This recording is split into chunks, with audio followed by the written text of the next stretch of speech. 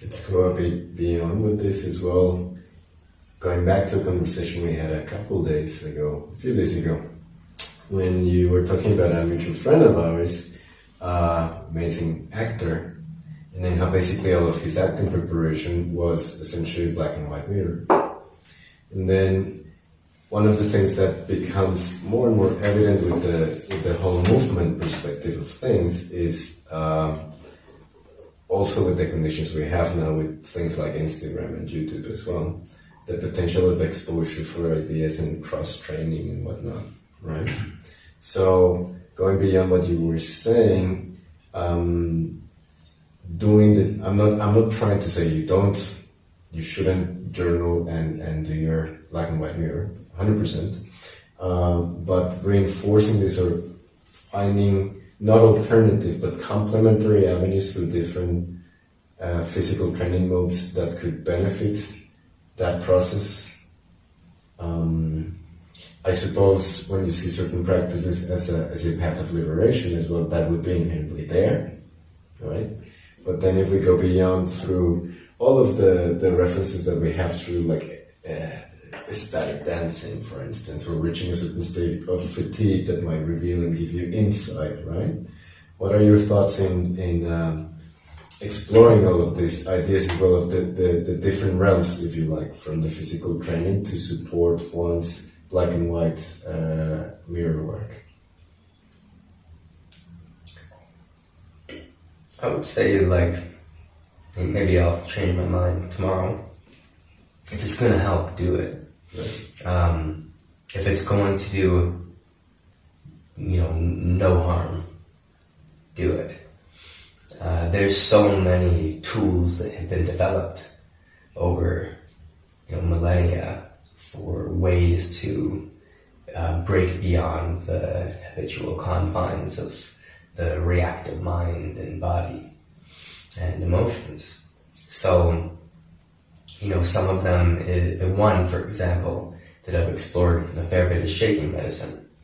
And there's this, it's a form of healing older than humans, like an animal, they almost get eaten by a lion or whatever, they shake it out, they get away, they shake it out, they vomit, they're good to go. There's no, as far as we know, no PTSD that comes from it. Right. They shake out the trauma. Yeah.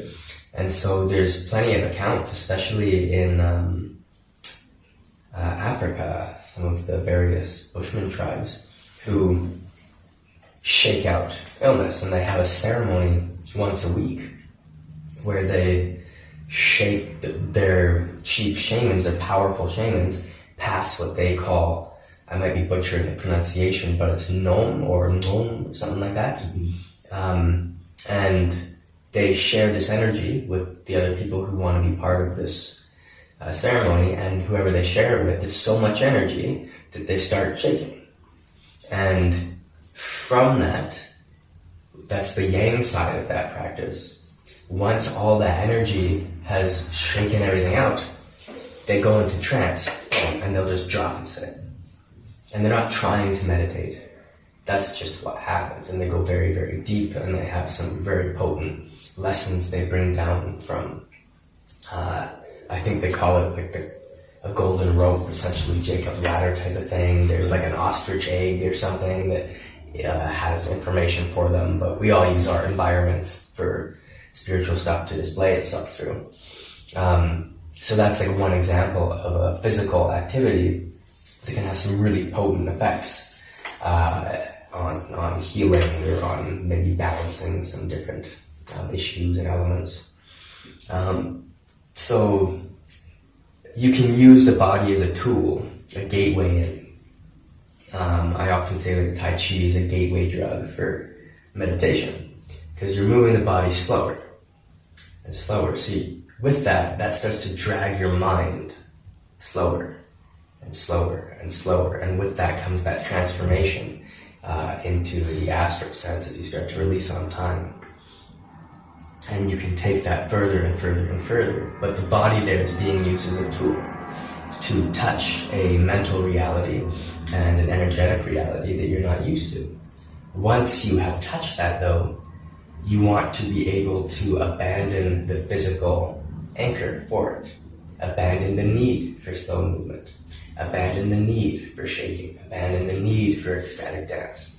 And so you could look at from one perspective, you could look at the physical expressions or activities as ways in which you need external help. Some people would look at it that way. Just the way that some people listen to music to feel a certain way. You go, oh, if you have to sprint, you have to go for a run for an hour every day to, not want to kill your wife or whatever, then you got some issues, right? You disguise that with the activity. So there's pros and cons. Maybe you have to do ecstatic dance once every week or once a month, and without it, you're not really a good person.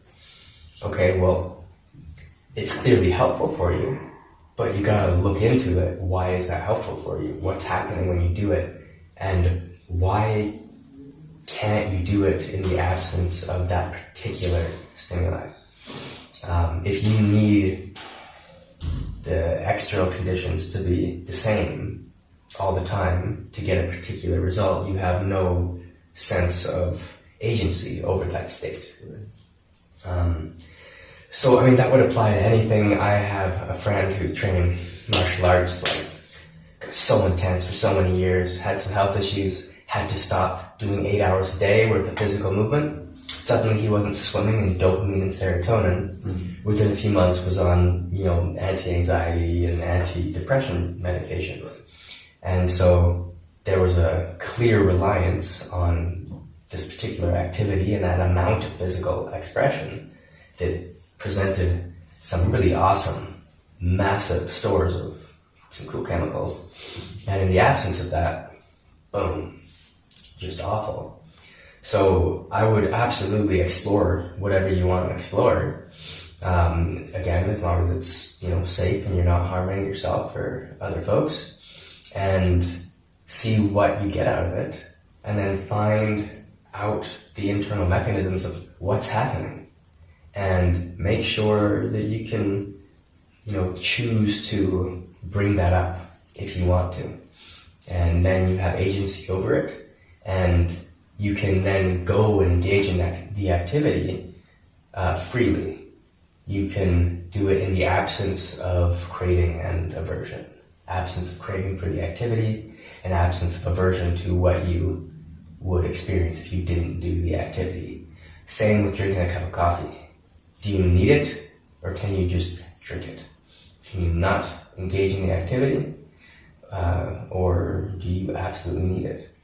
And that's an indication of where you're at on your ability to choose how you feel, to choose how you act, to choose how you think, and to choose how you harmonize and equalize and find equanimity within everything that's going on.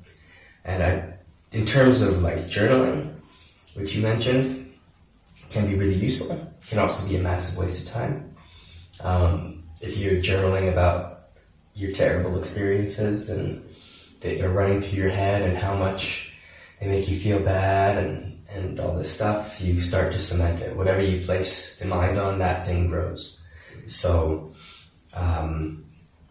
if you're going to explore a negative experience, explore it from the perspective of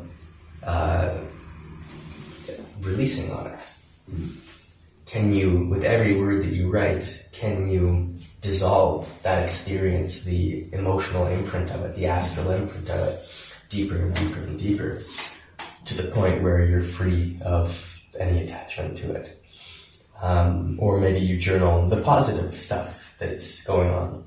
That's not to say that you don't acknowledge negative stuff, but what you want to feed with your attention, your writing, your time, it can be pretty useful to make that stuff that's beneficial. Not positive, like, oh, I love myself and I'm amazing and I cook real good and I like to eat, but positive in the sense of, okay, I noticed this story from my past come up that isn't a good one. What are the ways in which I could create exercises or methods of interacting with this that would be helpful for me. And you make it constructive. That's the word that I wasn't remembering a second ago. Make it constructive. Right.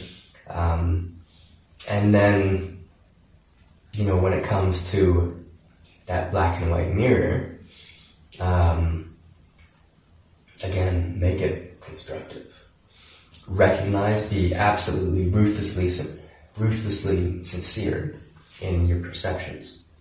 But don't browbeat yourself. Don't get stuck on all your bad traits. Because once you start seeing that you're an asshole, like I remember meditating and being like, just like shortly into the experience, being like, oh my God, I'm an asshole. And I just felt terrible. I was thinking about, how I treated people like garbage, and I was like, oh, I'm a dick. And so, it was really hard with one of those in particular to like move beyond the feelings of guilt and that kind of stuff. But you look at what happens when you have that feeling, and you look at why you're having it. Basically, any issue is, a misconception that you think you're a thing from the perspective of the ego and the acquired type self. You think you're a thing. Don't do that. Problem solved. For virtually everything. That said, real hard to do, until you can do it. So beware of going too far down the rabbit hole of your flaws in terms of how you relate to them. Recognize them. Write them down. Fix it. Same with the good stuff. Don't get attached to it. Let stuff change. Like we mentioned in the very beginning. I feel this. Excuse me, a sneeze brewing. Like we mentioned in the beginning with your question about what is movement. Ultimately, the capacity for change. I can't think of at the moment a more direct definition to what movement is. It's something going from one place to another.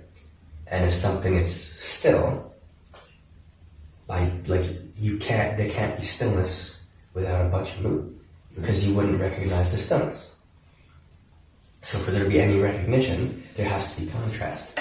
So when you're doing black and white mirror work, look at it from a place of a reference point of stillness, not from a reference point that is wrapped up in that good quality or that bad quality, but let that point be still and let that quality, recognize how that quality is not permanent from a perspective or a reference point that is more still than the turbulence of that particular quality in the black and white mirror.